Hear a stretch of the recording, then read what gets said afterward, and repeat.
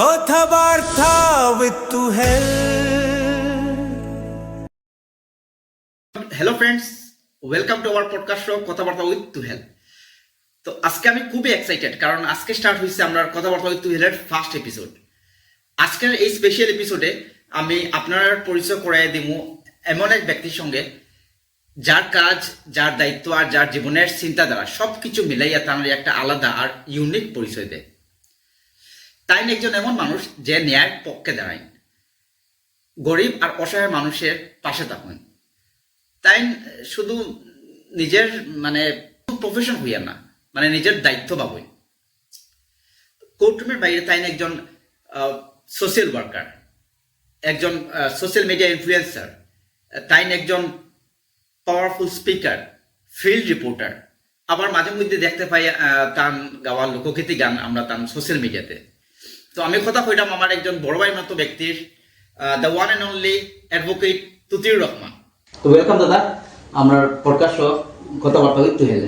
ধন্যবাদ তোয়েল, আজকের এই এপিসোডে আমাদের পেলা ডাকার লেগিয়া তোমার কৃতজ্ঞ, এবং এটা সুন্দর পরিবেশ এবং সুন্দর ইয়েতে প্ল্যাটফর্মে আমার আহ্বান করার লগে আমি আন্তরিকভাবে তোমার ধন্যবাদ জ্ঞাপন করছি। ধন্যবাদ দাদা। আপনার কথা শুনি আমি অ্যাকচুয়ালি পজিটিভ ভাইবস পাইলাম। অ্যাকচুয়ালি কি হয়েছে, আপনার মতো একজন ব্যক্তি যে ওয়েল এক্সপিরিয়েন্সড আর সোসাইটির মধ্যে একজন রেসপন্সিবল মানুষ, যে আমার প্রথম এপিসোডে আইসেন, এটাই আমার লাগে একটা বড় ইন্সপিরেশন। থ্যাংক ইউ দাদা। ধন্যবাদ। আর চলুন আমরা এখন একটা দেরি না করিয়া শোটা আগাই। আপনার স্পেশালি আমরা জানতে চাইবো, যেটা মানুষে জানে না, আপনার ছোটবেলা কিরকম আছে, চাইল্ডহুডটা, আমার আনটোল্ড স্টোরি। এক্স্যাক্টলি। দেখো, বিষয়টা হলো গিয়া আমি প্রথমে তোমার অসংখ্য ধন্যবাদ জানাই, কারণ কিছু কিছু কথা, কিছু কিছু বিষয় হওয়ার ইচ্ছা থাকে, প্রকাশ করার ইচ্ছা থাকে, কিন্তু প্ল্যাটফর্মের অভাবে হোক বা পরিস্থিতির কারণে হোক অনেক সময় হওয়া যায় না। তো আজকে যে আমার যে আনটোল্ড স্টোরি, যদি আমি এমন বিশেষ কিছু নয় বা আমার ব্যাকগ্রাউন্ডটা এমন কিছু বিশেষ কিছু নয়, তো ছোটবেলা থেকে কিরকম ছিলাম বা কিভাবে এখানে এত দূর রাস্তা আমি এলাম, এটাই তুমি জানতে চাইছি। হ্যাঁ, নিশ্চয়ই। তো আমার নাম তুতিউর পাটিকর। আমরা পাটিকর কমিউনিটির মানুষ। আমরা socially, economically, culturally, educationally very backward. তো সেই ব্যাকওয়ার্ড হইলে যেটা আসলে হয়, এটা প্রান্তিক মানুষ আমরা। তো ছোটবেলা কাটছে এমনি গাঁওতে, গ্রামও কাটছে। তো যে গরিব এলাকার, গরিব গ্রামের যে পরিবেশটা থাকে,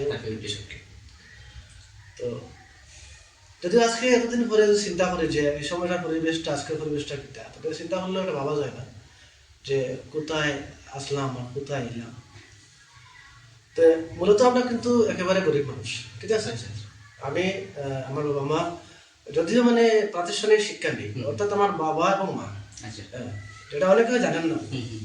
তো আমার মা এবং বাবা দুজনে কিন্তু আক্ষরিক জ্ঞানী, টোটালি নিয়োগ করা। Therefore, their thumb impression. তার মধ্যে যে আপনি এতটুকু গেছেন। আচ্ছা, তো তখন বলতে যদিও আমি সবচেয়ে বেশি মনে পড়ে যে আমার বাবা মা কিন্তু আমার থেকে অনেক অনেক জ্ঞানী, অনেক অনেক শিক্ষিত ছিলেন। নিশ্চয়, নিশ্চয়। আমার বাবা আক্ষরিক জ্ঞান না থাকলেও, আক্ষরিক শিক্ষা না থাকলেও শিক্ষার প্রতি তার কিন্তু একদম অগাধ ছিল, অনুরাগ আছে, জ্ঞান আছে। তো তার একটাও কথা আছে যে আমার ছেলেটা একটু পড়াশোনা করতে। আচ্ছা, সেই সুবাদে তো আমার স্কুলিং, আমার গাঁওর যে স্কুল আছে, স্কুলে শুরু হয়েছে। প্রথমে আমি কিন্তু মাদ্রাসা স্টুডেন্টস। আচ্ছা, ঠিক আছে, গরিব পরিবারের জন্ম হইলে হয় আর কি। তো আমার গ্রামে একটা এলপি স্কুল আছে, একটা এমই মাদ্রাসা আছে, এখন আমি স্কুল বেশি গিয়ে। আর আমাদের খালিগঞ্জে বলতে বাগবাড়ি একটা প্রাচীন মাদ্রাসা আছে। তো প্রথমে আমার ভর্তি করা হয়েছে মাদ্রাসাতে। তো মাদ্রাসাতে আমি ক্লাস 1, 2, 3 অর্থাৎ মক্তব আউয়াল, মক্তব দুয়া, মক্তব সো পড়ছি। পড়ার পরে তখন কিন্তু গাড়িগুলো খুব কমই আছে। আমার বাড়ি থেকে প্রায় ধরুন 2-3 কিলোমিটার দূরে রাস্তা দিয়ে হাঁটিয়ে আমরা যেতাম। ওটা ধরে একদিন হয়েছে কি, একটা ঘটনা ঘটছে, একটা সাইকেলে আমি যাইলাম, বাচ্চা মানুষ তো, সাইকেলে ফেলাই গাইলা করছে, প্রথম হয়েছে।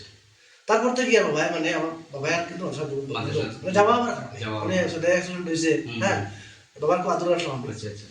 তখন আমার ক্লাস 4 ভর্তি করা হয়েছে। খালিগঞ্জ বাজারের একটা স্কুল আছে, 84 নং বুনিয়াদী অভ্যাসন বিদ্যালয়। আচ্ছা, ঠিক আছে, কালিগঞ্জ যেটা। তখন আমি কিন্তু অঙ্ক সংখ্যা খুব বেশি জানি না, আমি জানিও না বেশি। তখন আমি এখন ভর্তি হয়েছি, আমি ক্লাস 4 পড়ছি।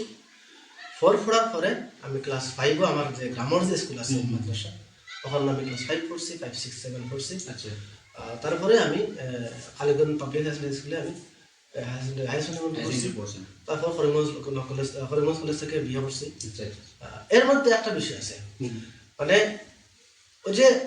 ওই যে গরিব এবং শিক্ষার্থীকে অনগ্রসর যে আমরা এটা কথা বলতে গেলে বোঝা যায়, মানে বুঝতেছিলাম আমি যে তখন কিন্তু রাত্রিবেলা মানে আমার ঘরে একটা রেভিল সারলে মানে পরের দিন বাজার ছাড়া কোনো রেভিল এটা হওয়ার কথা। আচ্ছা, দোকান পার্টি গুলো দূরে আছে, মানে এই যে পুরাটা গ্রাম, আমার পুরাটা গ্রামটা কিন্তু খুব চিকলি গ্রাম, খুব জনবসতি। আচ্ছা, কিন্তু শিক্ষা দীক্ষা নাই।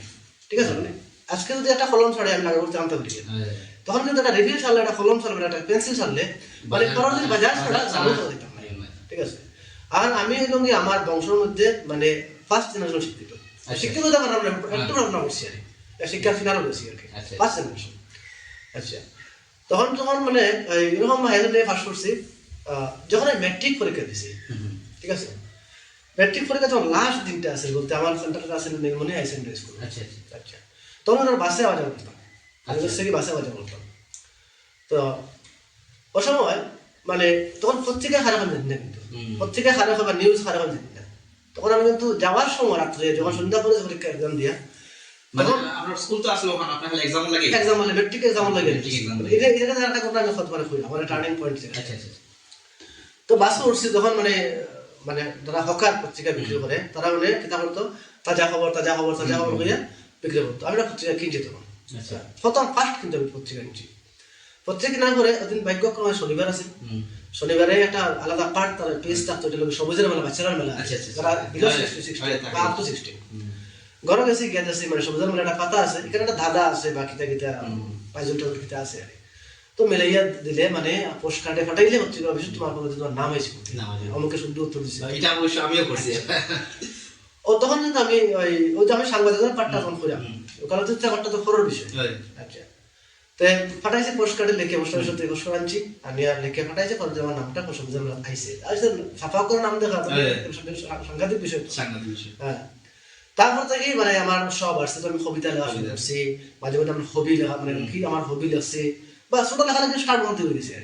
তখন আমি মানে আপনি ওই পেপার দেখে মানে আমি ইন্সপায়ার্ড হয়েছি এবং খুব ইয়ে হয়েছি আর কি।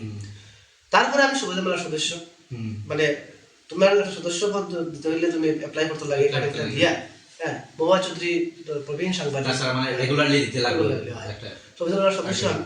সদস্য থেকে তখন আমার লেখা একটু বাইরে, আমার হবি, আমার এই সেই সব বাইরে, কবিতা বাইরে। তখন এইচএস থেকে না ম্যাট্রিক ফার্স্ট আসছে। আচ্ছা, এইচএস ভর্তি হয়েছিল আমি।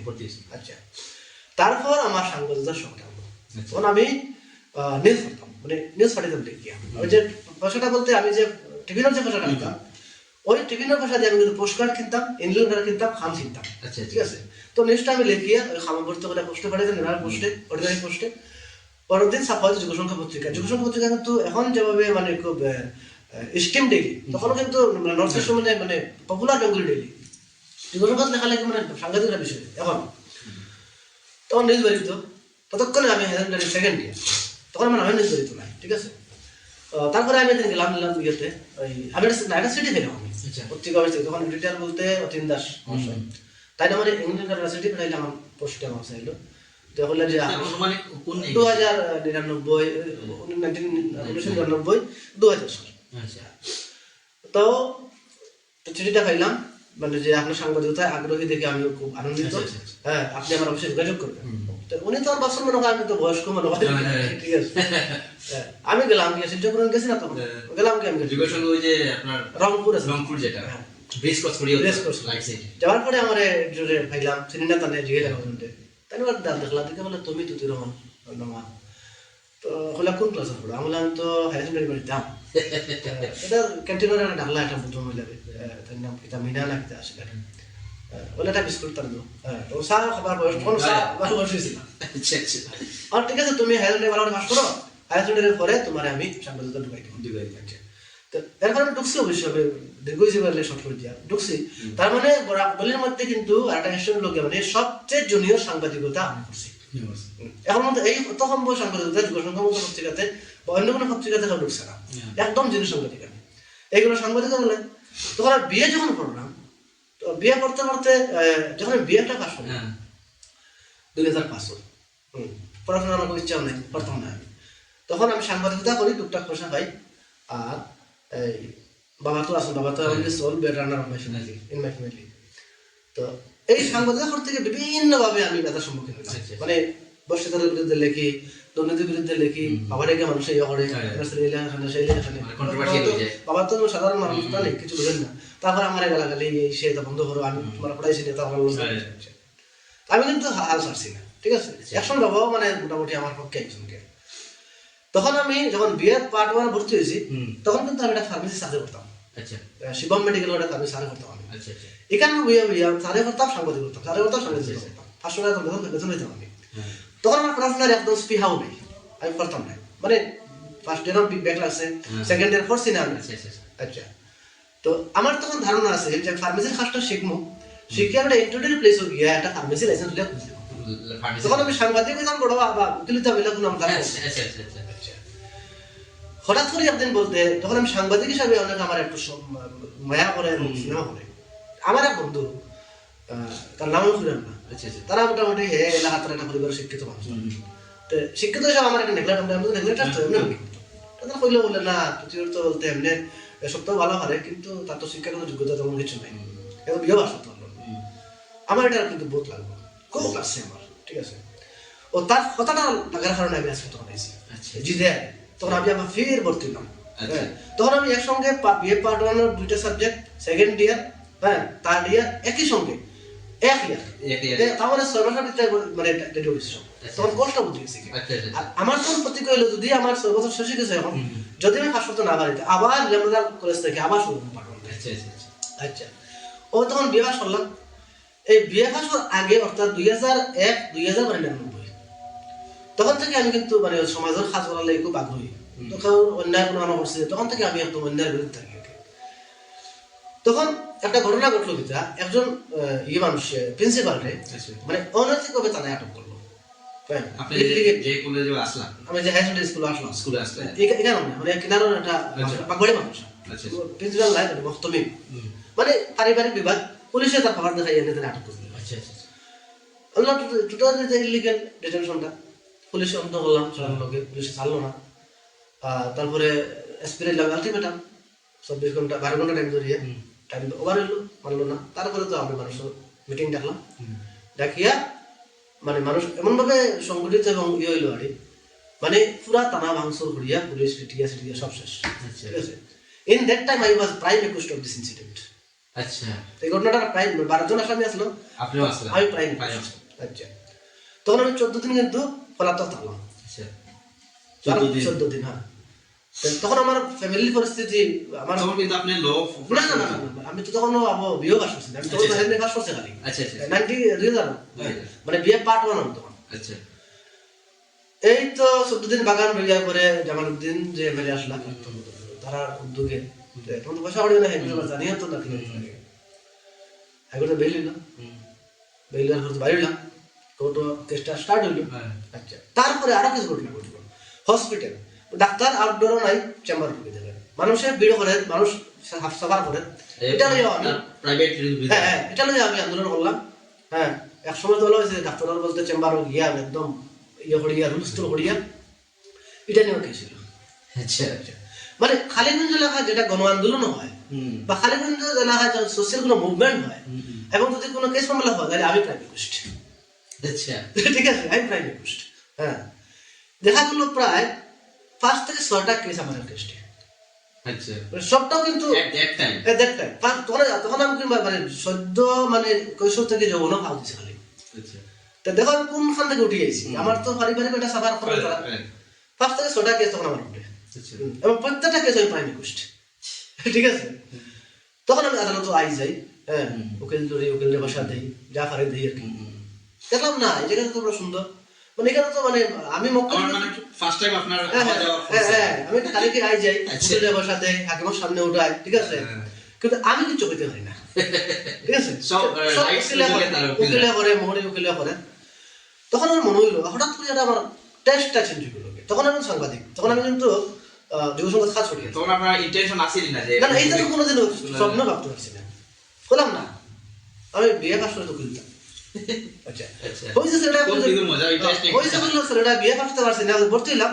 আমি 6 মাসের মধ্যে পড়াশোনা করিয়া পার্ট 1 এর 2 সাবজেক্ট, সেকেন্ড ইয়ার এর ফার্স্ট সাবজেক্ট, থার্ড ইয়ার এর ফার্স্ট সাবজেক্ট, টোটাল 12 সাবজেক্ট আমি ক্লিয়ার করলাম। আচ্ছা 2005 আমি বিয়ে পাশ করলাম। বড় একটা কথা ঠিক আছে। তো বিয়ে পাশ আগে কিন্তু আমি যে কোর্টে আওয়া যাওয়া করি, তার মানে আমার উকিল হওয়ার একটা শখ হয়ে গেছে। 2005 যখন বিয়েটা খালি পাশ করছি, পাশ করার পরে বাবার হঠাৎ করে ধরা পড়লো ক্যান্সার। আচ্ছা বাবার ক্যান্সার আক্রান্ত হয়ে লাগে। তখন তো বাবাই একমাত্র রোজগারে, আমি টুকটাক সামাজিক পয়সা পাই, এটা খুব বেশি পয়সা পাইও না।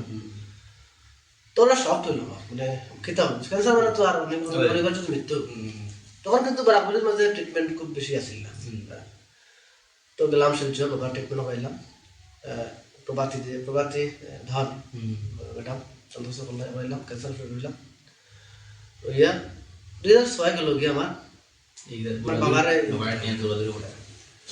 তো বাবা হলো তখন যখন ক্যান্সার আক্রান্ত হয়েছেন, তখন বাবা আমি তো রেজাল্ট আউট হয়েছে বিয়ে। বাবা গিয়ে বলে বাবা সত্য বললাম বাবা আমি তো বিয়ে বাস করছি, বলে মাসাল্লাহ ঠিক আছে আর পড়তাম, বললাম আমার পড়তাম কিতা পড়তাম, বললাম বাবা আমি তো না পড়তাম। তো লত বুঝলাম কিতা, বললাম বাবা আমি উকিল হইতাম। হয়তো আচ্ছা ওখানে পড়তে হয়নি নাম যে ও মাথা বলে যাও ভালো উকিল হইলে যাও, মানে পড়।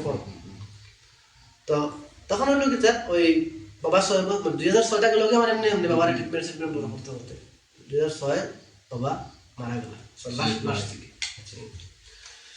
আর আরেকটা বিষয় যাতে মানে তখন আমি একটা মেয়ের সঙ্গে প্রেম করতাম। আচ্ছা ঠিক আছে, আমার 2006 তখন বুঝে আমার যে ওয়াইফ আছে আমার তো প্রেম আছে তখন। আচ্ছা আচ্ছা আচ্ছা আপনার লাভ বেশ। তখন বাবা মানে মরণাপন্ন অবস্থা, এবার লোক ভর্তি হইতে আমি এটা চিন্তা, ততক্ষণে আমরা বিয়া করে দিলাম। যদিও এটা দুই পরিবারের মধ্যে একটা আপত্তি আছে, হ্যাঁ বিয়া করলাম। তো আমি কিনা করলাম মানে 2006 আমি লাস্ট থেকে বিয়া করলাম। লাস্ট দিকে বাবা মারা গেল, লাস্ট দিকে বাবা মারা পরে আমি গিয়ে নগর কলেজে এডমিশন নিলাম। হ্যাঁ আর তখন আমাদের সাংবাদিকতা চলে। তখন আমি আপনার মা কথাটা কাটিয়ে আপনি ল কলেজ এখন যে ল কলেজ যেটা আছে সেম লোকেশন আছে। আচ্ছা তখন নাইট ক্লাস হতো। আচ্ছা এখন তো ডে ক্লাস হয়, তখন নাইট ক্লাস। আচ্ছা তো তখন লোকে বাবা মারা যাওয়ার কারণে পুরো বার্ডেনটা আমার উপরে হয়ে গেল। এদিকে আমি আমার নিউলি ম্যারিড, এদিকে আমি ল স্টুডেন্ট, এদিকে আমার পরিবার। তখন যুগসংখ্য আমার করলো কিন্তু আমার করিমগঞ্জ, তখন আমি খালিগঞ্জ আসলাম। এর মধ্যে বাবা যখন হসপিটালে শিলচরে আসলাম, তখন কয়েকদিনের লাগে কিন্তু আমি মানে বাবার থাকতাম শিলচরে, তখন আমি কিন্তু 100 কাজ করতাম। হ্যাঁ তখন আমার বেতন ছিল 4000 টাকা। তারপরে বাবা পালা হওয়ার পরে আবার আমি শিখলাম করিমগঞ্জ, আমার করিমগঞ্জ লই যাইল, তখন আমি বেতন পেতাম 6000 টাকা। মানে এই 6000 টাকা দিয়ে আমি পড়াশোনা, আমার পরিবার মেনটেন সব কিছু, ঠিক আছে। আর সাংবাদিকতার ক্ষেত্রে মানে আমার যারা জুনিয়র আছে বহুত টাকা লাগে এখন, মানে আমি প্রকাশ্যে মনে করিলাম অন ক্যামেরা হয়ে যখন মধ্যে হইতে পারতাম না, সাংবাদিকতা আমি উপর লেভেলে করছি, কিন্তু মানে একটা পয়সা যে এখন আছে কি নিয়েছি বা দোকানে করছি। হ্যাঁ আমি আগে জেলা আমি এখনো বলা আছি। তো ওই কোনো মধ্যে চললাম, চলিয়া বিয়েটা লটা পাস করলাম, পাস করতেও লাগে, ঠিক আছে ল পাস করলাম। তখন আমি মেরিট কিন্তু তখন আমি তাড়িয়ে পড়ি তখন আমার বড় ছেলেটা তৌহিদুল রহমান পাটিল, তার জন্মই গেল। আমার ওয়াইফও খুব স্যাক্রিফাইস, মানে তাই বুঝছে বলতে না, তাই যখন করতো পড়ো মানে খুব স্যাক্রিফাইস করছে আমার। হ্যাঁ আর নিউলি কাপড় অত হাতটা কি নয় হইল অনেক। ও ছেলে যখন জন্ম হইলো তখন তাদের এক্সাম আমি যাম, আর আমার তো তাড়াহুড়া বলতে আমি 3 ইয়ারে পাস করতেও লাগবে, দৌড়ে নেবে। হ্যাঁ তো আমার মিসেস বললে এক কাম করো তুমি হোটেল রাখি তখন কিয়া পরীক্ষার মৌসুমটা হারাই ধরতে গিয়ে বেচার লাগে ভারত ফারত। তখন আমি বুলা গেস্ট হাউস আইলাম, একবার ডাকলাম বাড়া পরীক্ষা দিলাম, পাস করলাম। তারপরে বললো না আমি তো এখন তো গেলে গেছি ওই জন্য, কিন্তু আমি যে একদম মেইন স্ট্রিম সাংবাদিকতা করছি, মেইন স্ট্রিম। তো এই মেইন স্ট্রিম সাংবাদিকতা আমি আবার কিন্তু অবস্থালো আমার কোনো কারেন্ট ফিলিংস হইতে বিচারি আমি তো রাখিও না। বললাম আমার যদি আজকে আমার ছেলে বা আমার পরে যদি কেউ জানতে চায় আমি যে মানে সাংবাদিক আসলাম, তখন তো করবো না তো আছে সাংবাদিক তো হাতুড়ে কোনো প্রমাণ নেই, ঠিক আছে না আমি সাংবাদিকতাতে এটা ডিগ্রি না রাখবো। ও তখন আমি আবার ভর্তি মাস কমিউনিকেশন 2 বছর কোর্স।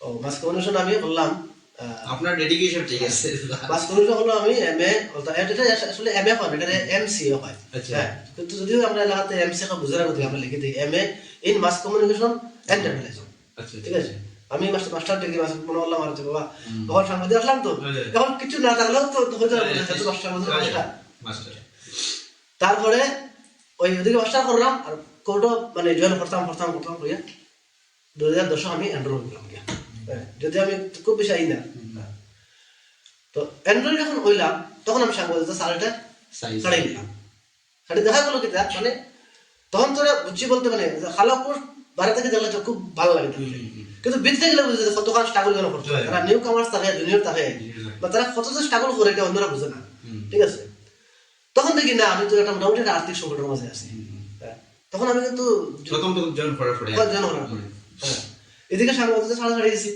ভাবছি ওদিকে তো আমার একটা কিছু হইব তখন যাক ভাগ্য সহায় আল্লাহ মেহরবান মোটামুটি জনগণের পর থেকে আমার কাছে কেস আমার পার্সোনাল কেস আমি মেনলি জনগণ দুর্বাবুর লোকে আজকে যে বারোজন সেক্রেটারি গুরুঞ্জন দাস তোমার লোকে খুব অমায়িক মানুষ তাই খুব কম সময় বিদ্যুৎ করে দেয় মানে মোটামুটি একটা আমি কাছে বলতে যদিও মানে আমি কিন্তু তার কোনো কেসও ডিল করছি না মানে আমার যেগুলো পার্সোনাল কেস আছে ওগুলো তার ডিল করেছি হ্যাঁ এই জায়গাতে আমি একটা বার্তা দ্বারা অ্যাডভাইস বা সাজেশন হ্যাঁ আর তাই আমার এমন লোকে তার মানসিকতাটা ওরকম আছে মানে একটা কেস উঠছে ঠিক আছে আমার ফিসে যেতেন গেছো আমি কোর্টের মধ্যে ঢুকছি মানে আমি ফাইলটা উঠাইছি কেসটা উঠাইছি মন দেওয়ার লাগে হ্যাঁ ফিসের দিকে দ্রুব নেই আমি বলছি মহাবিপদ কিতাব করতাম হাকিম কোর্টে কইছে কোন কিতাব হইতে আর মোটামুটি কই দিছি কই আমার রাগ উঠছে আইলাম বাড়ি দুলদা কই তাই তো আসুন আমার বললে না আজকে যখন করছি মানে আর তো টেকতাই না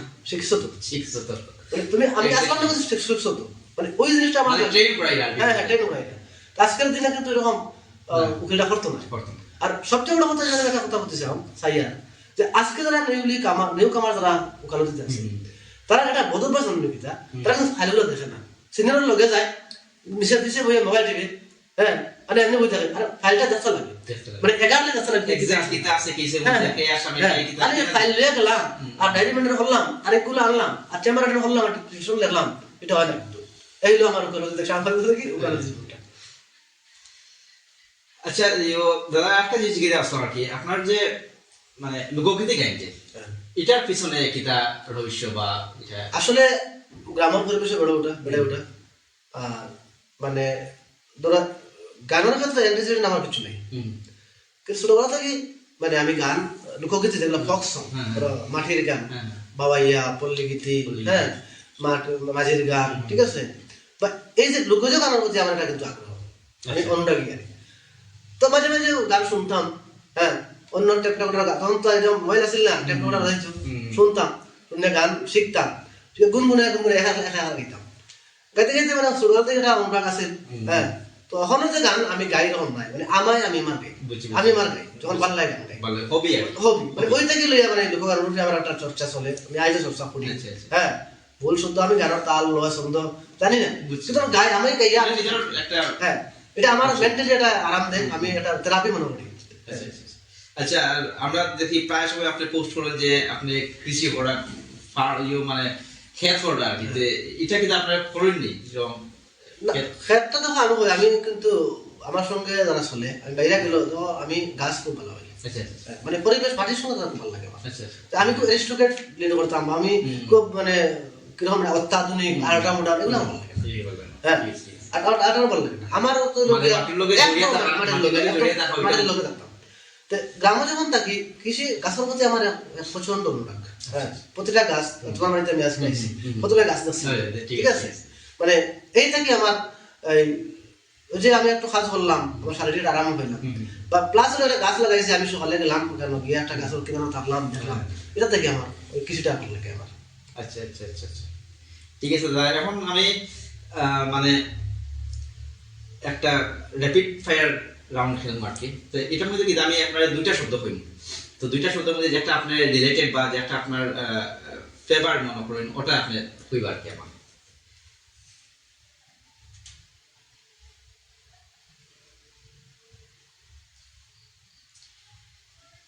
তো স্টার্ট করলাম চা না কফি চা আচ্ছা, কোর্টরুম না স্টেজ? কোর্টরুম স্টেজ দুইটাই। আইনের কাজ না সামাজিক কাজ? পেশাগত আইনের কাজ, মানে অর্থাৎ পেটার জন্য আইনের কাজ আর বলার জন্য সামাজিক কাজ। ঠিক আছে, সুন্দর কথা। Singing or farming? উভয়, বোথ। আচ্ছা, মানে কোর্টের অ্যাডভোকেট না নরমানের সমাজকর্মী? না, আমি কোর্টের অ্যাডভোকেট হতে চাই না, মানে একদম রুক্ষ সূক্ষ্ম অ্যাডভোকেট চাই না আমি, মানে সমাজের সঙ্গে ভালো সেবা প্রদান এবং দায়বদ্ধতা আদায় করে দেয়। বা সোশ্যাল মিডিয়া না বাস্তব কাজ? বাস্তব কাজ তো ভালো লাগে, সোশ্যাল মিডিয়াও আজকে যখন সোশ্যাল মিডিয়ার যুগ সেটাকেও যোগ করতে হয়। সিটি লাইফ আর ভিলেজ লাইফ? এটা তো আমি বলতে পারবো ভিলেজ লাইফ। কথা বেশি না চুপচাপ শান্ত, কোনটা পছন্দ? কখনো কথা বেশি বলতে ভালো লাগে, পরিবেশ থাকলে আর নতুন ডিপেন্ড করে, মানে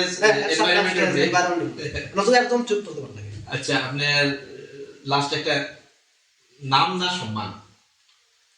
আমি নাম চাই না, সম্মানও আমি পেতে আশা করি না, কিন্তু আমাকে কাজ করলে সম্মান পেতে হয়, মানে আমি চাই আমার কাজ করবে তাদের লোকের সম্মান। ঠিক আছে দাদা। আর এখন মানে আমি আপনার জিজ্ঞাসা মার্কি ট্রাই ইউর বেস্ট, মানে এক শব্দে উত্তরটা দেওয়ার লাগে আর কি। যেমন নিজের পরিচয় দেন, মানে আপনার পরিচয় একটা শব্দে কিরকম কইতে পারবেন? আমি একজন মানুষ। ঠিক আছে, ভালো কথা। যদি আজকে আপনি আইনজীবী না হইতেন তাহলে কোন প্রফেশনে মানে থাকতেন আপনি মনে করেন? সাংবাদিকতা, আমারও মনে হচ্ছে এরকম।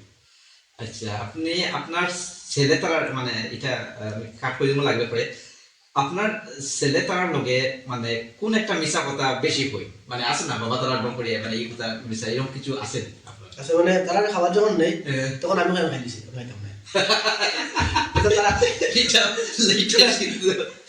আচ্ছা, আজকে দেখবো তারা। আচ্ছা, একটা আপনার ইয়ং জেনারেশনরা আপনি মানে কিতা কইতে চাই, মানে কিতা উপদেশ দিতে চাই বা থ্রু আওয়ার দিস প্ল্যাটফর্ম, মানে যারা সাপোজ ধরেন যারা আইনজীবী যারা নতুন করে বা জয়েন করতো, হেরার মানে কিতা অ্যাডভাইস দিতে চাই? আমার অ্যাডভাইস হলো কি, যারা নতুন জন করেন, দে শুড বি ডেডিকেটেড, মানে যারা স্টুডেন্টও আছে, যারা স্টুডেন্টস আছে, মানে প্রচুর পড়াশোনা করতে হবে এবং মিনিমাম পড়াশোনা যেগুলো আছে স্টাডি, অন্ততপক্ষে ডেইলি একটা কাজ, মানে সুপ্রিম কোর্ট, হাইকোর্টের পড়াশোনা করতে হবে, সিনসিয়ারলি মানুষগুলো কেসগুলো দেখতে হবে, মানুষের কথা শুনতে হবে, আইনগুলো বুঝতে হবে, কি ফ্যাক্টর কি আছে, আর শুধু এলাম আর গেলাম, ঠিক আছে, আর সিনিয়রের পাশে থাকলাম, সেটা কিন্তু হবে না। মানে এক কথা হলো, মানে নিজের পেশার প্রতি যদি এই পেশা টিকতে চায়, তাহলে সে কিন্তু তার আত্মাকে উৎসর্গ করতে হবে। ঠিক আছে দাদা, থ্যাংক ইউ। সো ভিউয়ার্সরা, অনেক অনেক ধন্যবাদ আজকের এই এপিসোডে শেষ পর্যন্ত দেখার লাগিয়া। আর আমার দাদারও অনেক ধন্যবাদ যে তার মূল্যবান সময় আর মানে এত কিছু আমরা লোকে শেয়ার করার লাগে। থ্যাংক ইউ দাদা। আর আপনারা যদি আমরা এই এপিসোডটা, আমরা এই কাজগুলো, আমরা কথাবার্তা যদি পছন্দ লাগে, তাহলে নিশ্চয় লাইক, কমেন্ট আর শেয়ার করবা। আর ইয়েস, আমার ইউটিউব চ্যানেল আছে, লিঙ্কটা দেওয়া থাকবো, এটার মধ্যে সাবস্ক্রাইব করতে বিলকুল ভুলবা না। তো থ্যাংক ইউ দাদা, অসংখ্য ধন্যবাদ। মানে আজকের এইটা সুন্দর পরিবেশে একটা আড্ডার স্থলে এটা কথা বলতে পারলাম, তোমার এই উদ্যোগকে আমি স্বাগত জানাচ্ছি এবং তোমাকে অনেক ধন্যবাদ। ঠিক আছে, থ্যাংক ইউ। দিস ইজ টুয়েল সাইনিং অফ।